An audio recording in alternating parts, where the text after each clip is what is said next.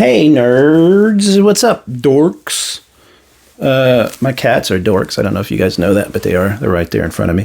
Hey, today I'm talking about, this is just my review channel. Please subscribe. I'm trying to get like 2 subscribers. You know, I have other channels I do for toys that have all my normal subscribers, so I'll link to those. But if you want to subscribe, that would be fantastic. It's just for fun, you know.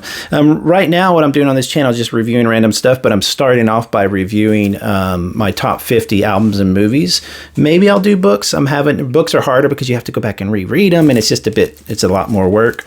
And right now, I'm doing just really the ones that off the top of my head, I can. I could just tell you everything that I like about them. I'm not going to be doing a detailed track by track thing. I just really want to put these out there as a record of what has really shaped me in my life. And also, I recommend stuff that maybe younger people, not that young people watch me ever because I'm old, but, maybe somebody will check this out. But I'm sure you heard of this album. This is Tori Amos' Little Earthquakes. I don't think it was her first album. She was in a group called Why Can't Tori Read, which, I've never checked out. I don't know. Did they have albums? I believe she came in pretty hot as far as I think she got an album deal and stuff, and she was in her mid-20s, whatever age it was when this came out. So even though when she came out, I think people made a huge deal like she was out of nowhere. I think she had some push behind her. I want to say she got like a 5-album deal or something like that. Now, she's a beautiful young woman who can sing and play piano. To this day, that sells albums, so that doesn't hurt. But she was so obviously different. Now, she does have a voice that I couldn't place as a kid, but now I place as sounding a lot like, or reminded me a lot of Kate Bush. But that's perfectly fine. Anytime you have a comparison like that, you say, oh, yeah, Tori Amos sounds like Kate Bush a little bit, or reminds you of it or whatever. People make a big deal, but if you like metal, nobody says, hey, that metal singer sounds like so-and-so. No, that's a stylistic thing. Country singers have similar sounds. That's not a problem. The problem is when they don't do something original, and Tori Amos did absolutely mind-blowing original stuff. So when I first heard this, it was probably 93. My older brother had a girlfriend.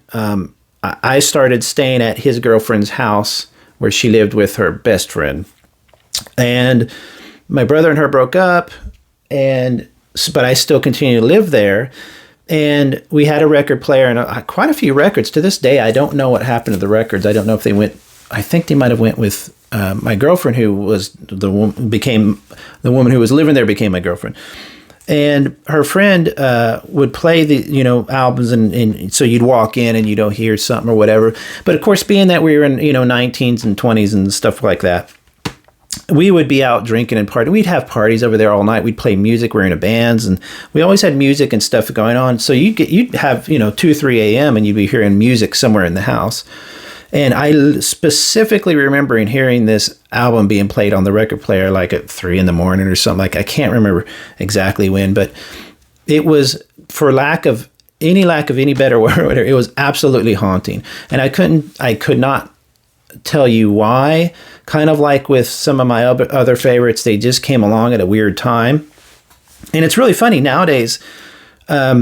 People are so conscious of what they listen to. When they listen to something that's very striking, it has a genre. It's on Spotify. It's got maybe you have an Instagram you can go look at. They have a website. Back then you would see it, and then you would see the album covers that were always really simple. Like you can see her here, but you can't quite see her. And then you get her face there. And so back then we were probably doing CDs as well. A lot of albums you would get, and there would be nothing, no picture of the crew, of the band really at all. And so you really had your imagination doing a lot of work. It was a magical time for that. These days, if you want to do that, you just have to stay off the internet, because as soon as you hear an album, you're going to see interviews with the band and know everything about them within an evening. So when I heard this, I just didn't know what was going on. Now you get into the lyrics and stuff, and it's obviously very, very, very, very delicate subjects in a way. I don't think she really spells out exactly what happened to her and stuff like that. It's been a while since I read all the lyrics. It's a bit poety, and arty farty and stuff like that, and images and stuff. So you didn't know, but then you find out how she was raped when she was younger. I believe before recording this album, And when you understand what she went through and just a lot of the stuff that a lot of young women go through, but this is, again, you got to remember, this is in a time before the internet, and not that it makes it easier, but these days online, if something happens, it's maybe easier to find a community, find somebody else who went through the same thing back then. I mean, I imagine.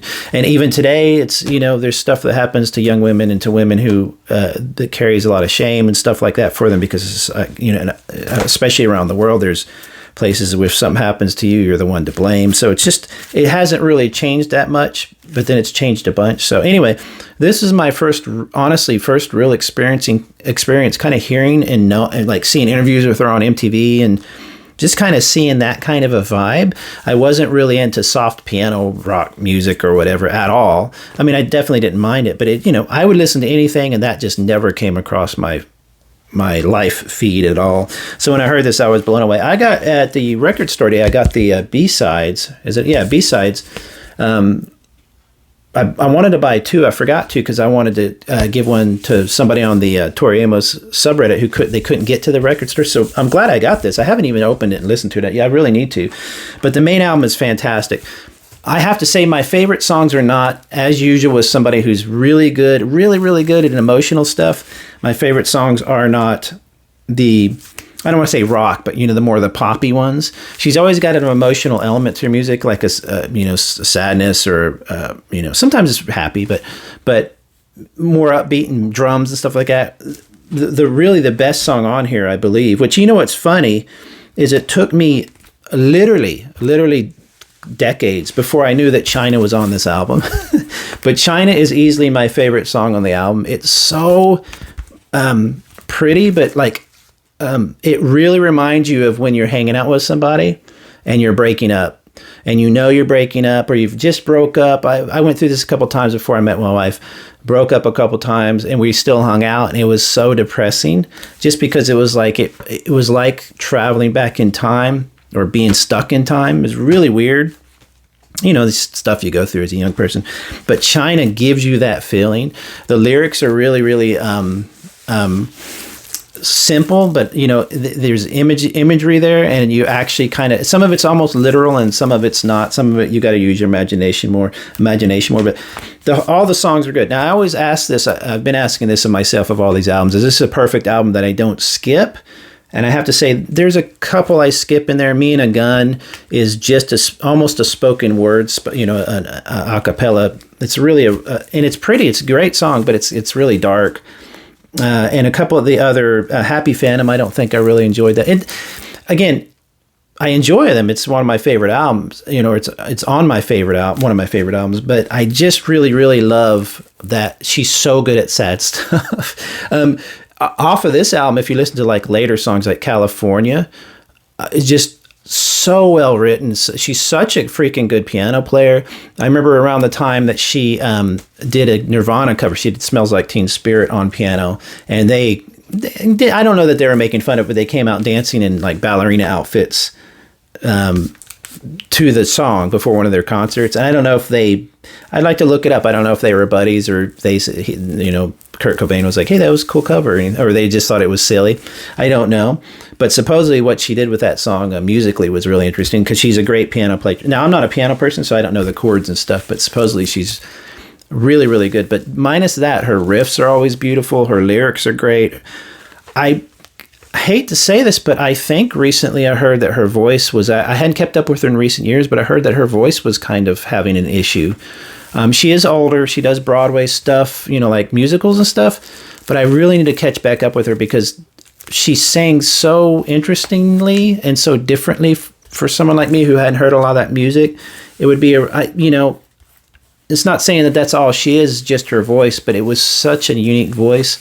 I hope she's okay. I need to look it up, but she's just a great, fantastic artist. This is one of the best albums. It's been voted the best album of all time by a few things. Yeah, here it is right here. One of the greatest albums of all time, according to Rolling Stone and Spin. I mean, it's up in my top 10 for sure. So check that out if you haven't heard it before. Trust me, I'll link a couple of the videos in the description. Have a good one. Bye.